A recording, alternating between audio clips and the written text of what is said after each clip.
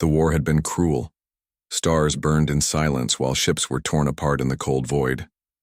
Among the fallen lay one who was feared across many worlds, an alien warrior known for his ruthless strength and unshakable pride.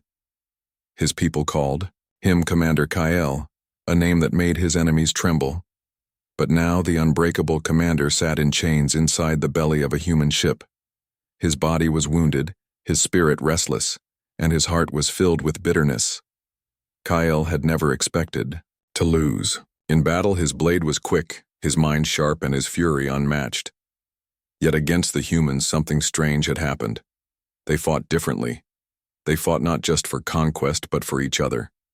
It confused him, even as his chest burned with pain from the plasma wound he had suffered in the last clash.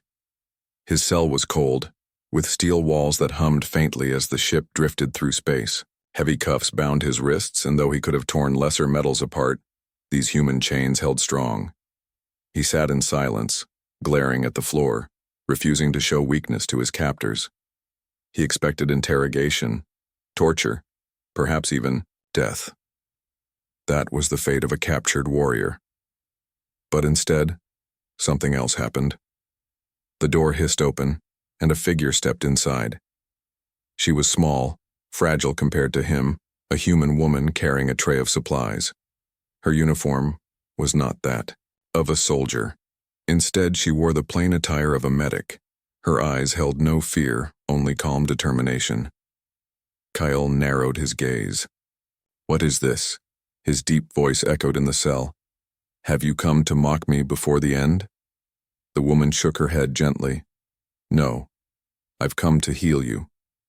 She set the tray down and pulled out bandages and a vial of medicine. Her hands moved with steady care, yet he could see the faint tremor in her fingers. She was afraid. How could she not be? Yet she did not run. Kale barked a laugh, though it was rough and bitter. "Heal me? Why? I am your enemy. My hands have ended your kind on the battlefield." "I know," she whispered, "but you're still alive. And as long as you're alive, I will not let you die from a wound I can treat." Her voice was soft, but the weight of her words struck him harder than any blade. Mercy, kindness. These were things foreign to him. On his world, the weak were left behind, and enemies were crushed without hesitation. To show compassion to one's foe was a disgrace, yet here she was, kneeling beside him, cleaning the wound on his chest with careful hands. Kale hissed as pain flared, but she did not flinch. Instead, she spoke in a gentle tone. "Don't move. The medicine will sting, but it will help." Her eyes met his for only a brief second, but in that glance, Kale saw something he had never seen before. Sincerity. She did not look at him with hatred. She did not look at him with fear. She looked at him as though he was simply someone who needed help. For the first time in his life, Kyle had no words. The silence stretched between them, broken only by the sound of her hands working quickly, efficiently. When she was done, she stood and gathered her supplies. "There," she said softly. "You'll live." Without waiting for thanks, though she knew none would come, she left the cell. The door closed behind her, leaving Kale alone once again. But the silence felt different now. His wound still throbbed, yet his chest ached with something he could not name. He had expected pain, hatred, and vengeance. Instead, he had found mercy. And mercy was far more terrifying than any weapon. The days slowly passed inside the human ship. Commander Kale remained in his cell, the cold walls pressing in around him. He had grown used to silence, but now the silence felt different. It was no longer heavy with anger or despair. It was filled with waiting. Every morning the same sound came, the hiss of the door sliding open. And every morning she entered, the human medic. Her name, he had learned from overhearing the guards, was Alara. She was not like the others. Where the soldiers looked at him with suspicion and hatred, Alara's gaze was calm. She never mocked, never threatened, never showed the fear that surely must have lived somewhere inside her. She came with food, with medicine, with quiet words that echoed in the small cell. At first, Cale ignored her. He kept his head turned away, refusing to answer as though silence could shield him from her strange kindness. Yet, even in silence, he listened. "Eat, or your strength will fade," she would say, as she placed a tray before him. "This treatment will keep the infection away. You're healing faster than I expected. You're strong." Simple words. Ordinary words. Yet each one carried warmth. Cale found himself waiting for them, though he never admitted it. One evening, after another long treatment, Alara lingered by the door before leaving. Her voice was quiet, almost hesitant. "You know," she said, "I don't think you're a monster." Cale turned his head sharply, his eyes burning. "You are wrong," he growled. "I am a monster. I have ended lives without counting. Your kind should hate me." But Alara only tilted her head, her expression unreadable. "Maybe. But I don't hate you. You look lost." Her words struck him like a blade, sharper than any weapon he had faced. Lost. He had been called many things before: commander, killer, conqueror, but never lost. He wanted to shout at her, to push her words away, but the fire in his chest faltered. He had no answer. That night, as the ship drifted silently among the stars, Kyle lay awake. Her words echoed in his mind, again and again. Lost. He had always thought he knew his path. War, victory, glory. But now? Why did her voice make him question what he had once believed so firmly? The next morning, when she returned, he caught himself watching her hands as she worked. They were small compared to his, delicate yet steady. Every movement spoke of patience. He wondered how many lives those hands had saved, how many enemies she had healed, how many times she had chosen mercy when others would choose anger. "Why do you do this?" he asked suddenly, breaking the silence for the first time. His deep voice startled even himself. Alara blinked, then looked up at him with a faint smile. "Because someone has to. Because if I only heal those I like or those who are easy to forgive, then what is the point of being a healer?" Her answer unsettled him even more. He had been raised in a world where strength ruled, weakness was crushed, enemies were destroyed. Yet this human, fragile and small, spoke words that carried a power he could not explain. Cale turned his head, away again, ashamed that he had even asked. But inside something stirred. It was not weakness. It was not defeat. It was something far more dangerous to a warrior like him: curiosity.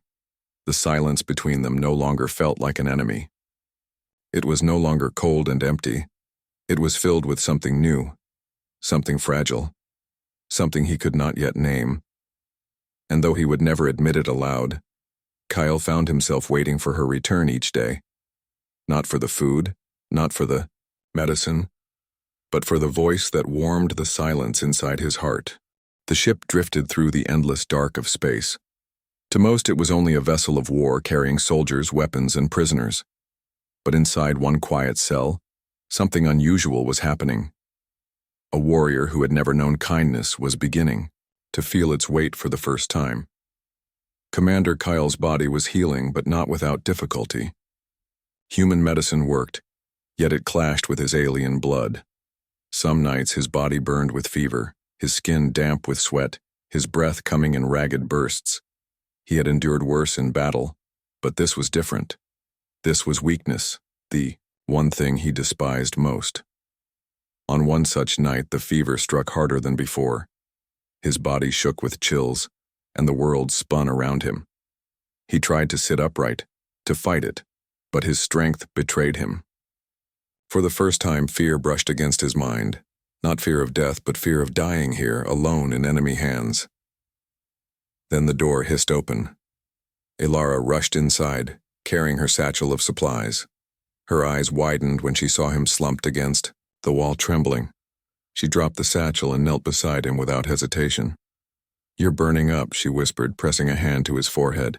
"Your body is rejecting the treatment. Hold on. I'll find another way." Cale tried to speak, but the words caught in his throat. His pride screamed at him to push her away, to tell her he needed no help. Yet, his body betrayed him, and he could only sit there, helpless as she worked. Through the long hours of the night, she mixed herbs from her medical kit, improvised with alien compounds she barely understood, and stayed at his side. She did not rest. Her eyes grew heavy.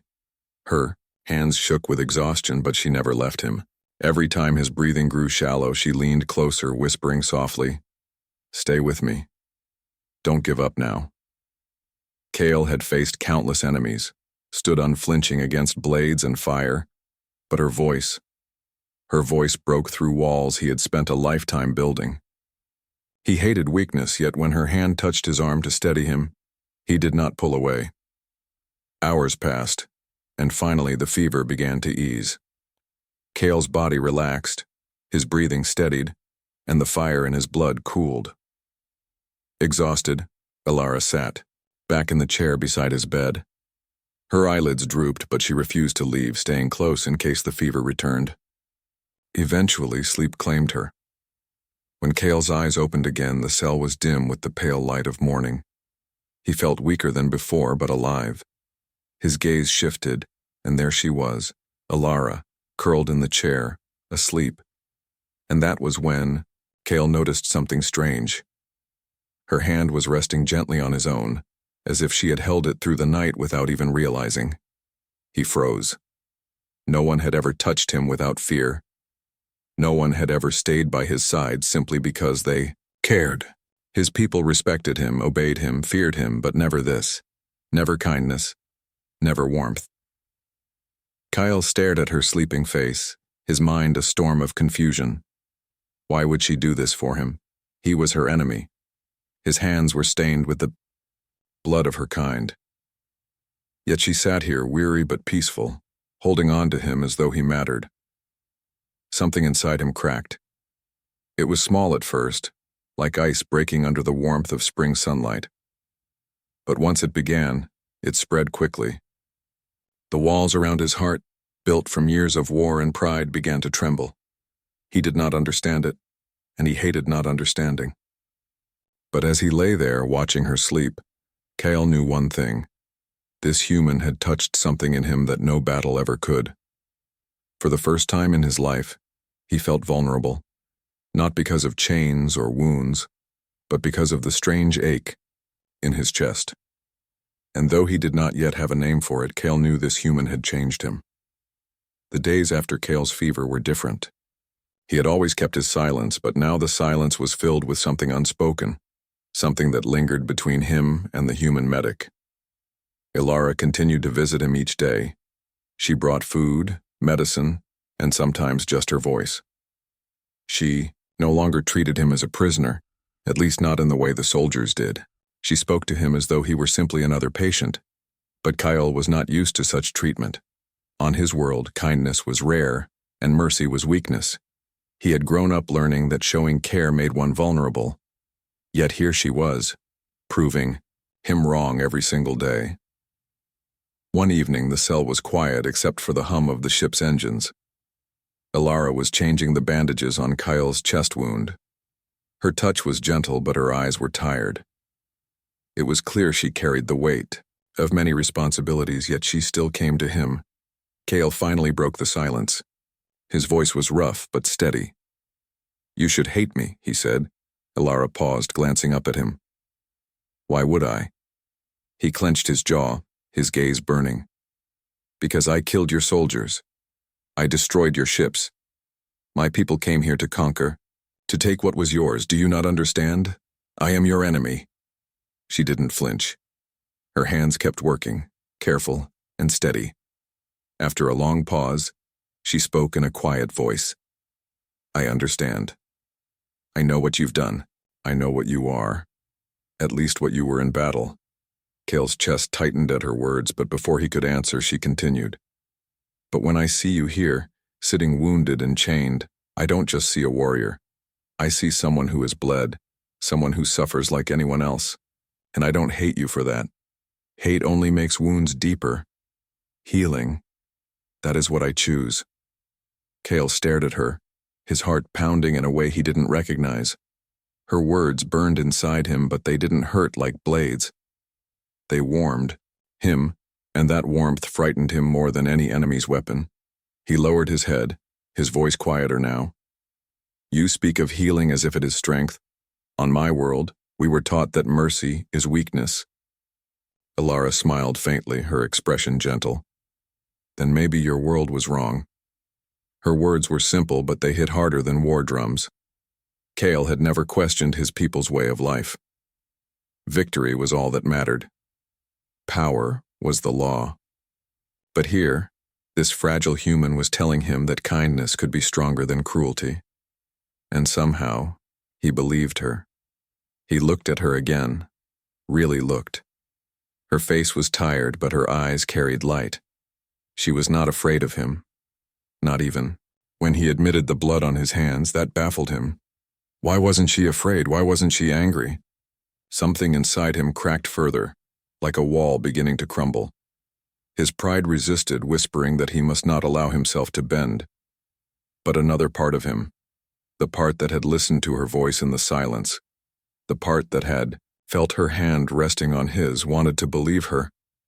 You are strange, human, he said finally, his voice low. You look at me as though I am not beyond saving. Elara met his gaze steadily. Because I don't believe anyone is beyond saving. Kyle's throat tightened. No one had ever spoken to him this way. No one had ever cared if he was worth saving. For the first time in his life, the mighty warrior felt his heart tremble. That night, long after Elara left his cell, Kale sat in silence. But it was not the same silence he had known before. It was filled with her words, her light, and the terrifying truth that he could not deny anymore. The walls around his heart were breaking, and it was because of her. The ship was never truly quiet. Soldiers marched through the corridors. Orders barked from one end to the other. Alarms sometimes flared and died.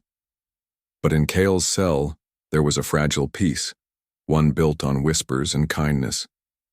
That peace shattered when new orders arrived. The human commander came down to the holding block one morning, flanked by 2 guards.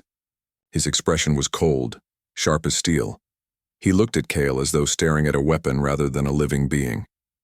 This prisoner has healed enough, the commander said. Tomorrow he will be transferred to Central Command for interrogation. Kale knew what that meant. Interrogation was not healing.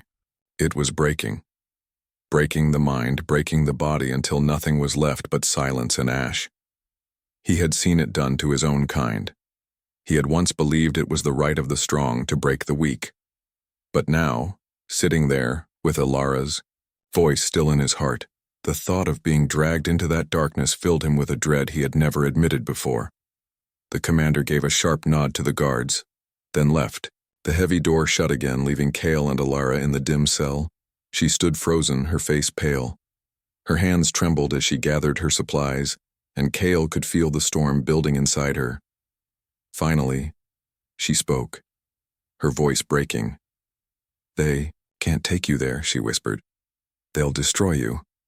Kyle let out a harsh laugh, though there was no joy in it. Why do you care, human? I am your enemy. Let them break me.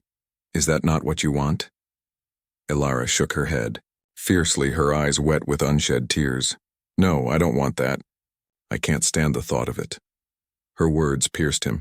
He had expected anger, or at least indifference, but what he saw in her face was something far worse for his warrior's pride, fear. Fear not for herself, but for him. He tried to steal his heart. You should not care, he growled, though his voice was softer than he intended. You should let them do as they wish. I have killed your kind. I have burned your worlds. I do not deserve your pity. Elara stepped closer, her voice trembling but strong. Maybe you don't, but that doesn't matter to me. You're not just some weapon they can use or destroy. You're you. Kyle froze. No one had ever said words like that to him before. He had been a commander, a warrior, a destroyer, but never simply himself, never Kale. His chest ached, not from wounds, but from the weight of her words. He wanted to shout at her, to tell her she was foolish, but his voice failed him. For a long moment they stood in silence, the air between them heavy with something unspoken. Finally, Ilara whispered, "I won't let them break you." Kyle's eyes darkened. "You cannot stop them. You are only one human. Then I'll fight for you," she said, her voice shaking but full of fire. "Even if it costs me everything." The warrior who had never feared battle felt his heart tremble. She was fragile, weaker than any soldier, yet her courage burned, brighter than the armies he had led. That night, Kyle sat alone after she left, chains still binding his wrists. He thought of the life he had lived, of the countless victories and the endless pride. He thought of his people, of their laws of strength and conquest, and then he thought of her, Ilara, the human who saw not a monster, but someone worth saving. For the first time in his life, Kale was torn. His war demanded obedience. His honor demanded silence. But his heart was no longer his alone. The conflict inside him was more dangerous than any blade. And he knew the choice he made next would change everything. The hours before dawn were heavy with tension. The ship moved quietly through the void, but inside Kyle's cell the air was thick, filled with unspoken fear. Tomorrow he would be gone, taken from this place, dragged to Central Command, where chains would not only bind his body but his spirit until nothing was left. Kyle sat in silence, staring at the steel floor. For the first time, he did not think of his victories or the pride of his people. He thought of Ilara. He thought of her steady hands, her tired eyes, and the way her voice had cut through the darkness around him. When the cell door opened that night, he knew it was her, even before she stepped in. Ilara's face was pale, her eyes restless. She carried no medicine this time, no tray of food. Instead, she clutched a small device, a stolen key to the locks. Kale frowned, his deep voice low. "What are you doing here?" Her hands trembled as she knelt beside his chains. "I can't let them take you," she whispered. "If they do, you won't survive. You'll be destroyed piece by piece, and I can't let that happen." Kyle's chest tightened. He had expected loyalty from soldiers, fear from enemies. But this fragile human was about to risk her life for him. He shook his head. "You are a fool," he growled softly.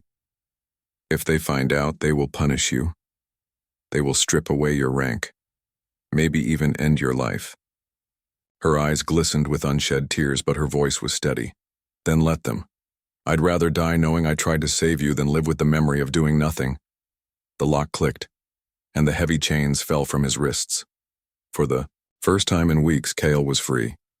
He stood towering over her, his strength returned, his hands unbound. He could have fled. He could have crushed his captors, stolen a shuttle, escaped into the stars. But he didn't move. He just looked at her. "You risk everything for me," he said slowly, almost as if testing the words on his tongue. "Why?" Ilara's voice cracked, but she met his eyes without fear. "Because you're not the monster they think you are. Because I've seen the real you. And because," she hesitated, her chest rising and falling with a trembling breath, "because I care." Kyle's world tilted. Care. It was such a simple word, yet it struck harder than any blade. He wanted to believe it was a trick, some strange human tactic, but when he looked into her eyes, all he saw was truth. He should have left. His people's code demanded survival, demanded he take the chance she gave him and run. But his heart refused to obey. "I will not run," he said finally, his voice rough with something new, something fragile. "Not without you." Ilara's lips parted in shock. "Kale, you can't. If they catch you with me, we're both finished." "Then so be it," he said firmly. "I have lived my life in chains of pride and blood. If I must fall, I will. Not fall alone. Not now." For a moment, silence filled the room, broken only by the faint hum of the ship. Ilara's eyes shone with a mix of fear and something deeper, something that matched the ache in his chest. Slowly, she nodded. "Then we stand together." Kale reached out, his large hand trembling as it brushed hers. For the first time, a warrior who had once been unbreakable allowed himself to feel the weight of choice. Not for war, not for glory, but for a single human who had given him something greater than victory. The alarms came first. A shrill, piercing sound tore through the silence of the ship. Red lights flashed along the corridor outside Kale's cell. Soldiers shouted orders as boots thundered against the metal floors. Someone had discovered the power failure, and the escape attempt was no longer hidden. Ilara's breath quickened. She looked at Kale, her eyes wide with fear. "They're coming," she whispered. Kale straightened, his body tense but unafraid. He had faced armies before, had stood against fire and steel, yet this was different. He was not fighting for conquest, not for his people's honor, but for her. For the human who had shown him mercy when no one else would. The heavy door burst open and armed soldiers stormed in, rifles raised. Their commander followed, his voice sharp like a blade. "Step away from the prisoner," he barked. "Medic, you are under arrest for treason." Ilara froze, her hands trembling, but Kale moved before she could speak. He stepped forward, his tall frame blocking her from their sight. He did not raise a weapon. Instead, he dropped to his knees. The sound of his heavy chains striking the floor echoed in the cell. The soldiers hesitated, confused. This was not the behavior of a warrior known for merciless strength. Kale's deep voice filled the room, strong but broken with something far greater than fear.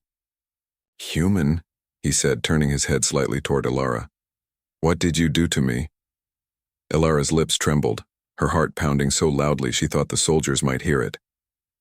"Kyle, my whole life," he continued, his eyes burning. As he looked at her, "I belong to war, to pride, to blood, but you—" His voice cracked and he closed his fists tightly against the floor. "You gave me something I never knew existed. Kindness, mercy, a reason to live beyond the blade. My heart, it belongs to you now." The cell fell silent. The soldiers shifted uneasily, their rifles still aimed, but none fired. The commander's face hardened, but even he seemed struck by the sight of a warrior kneeling not because of chains, but because of choice. Ilara felt tears sting her eyes. She stepped forward, placing a trembling hand on Kyle's shoulder. "And my heart belongs to you," she whispered, her voice breaking. "Even if the whole world stands against us." For a long moment, no one moved. The commander's jaw clenched. He opened his mouth to order the execution, but then he stopped.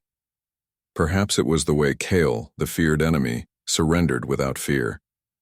Perhaps it was the medic's courage, standing beside the very being she was supposed to hate. But something in that room shifted. The soldiers lowered their rifles, uncertain. They were trained to fight monsters, not men who bled for love. Ilara looked at them, her voice steady despite the tears on her cheeks. "See him for what he is. Not a prisoner, not a beast, but a soul. If we break every enemy we capture, then we are no better than those we fight." The words hung in the air like a fragile thread, yet they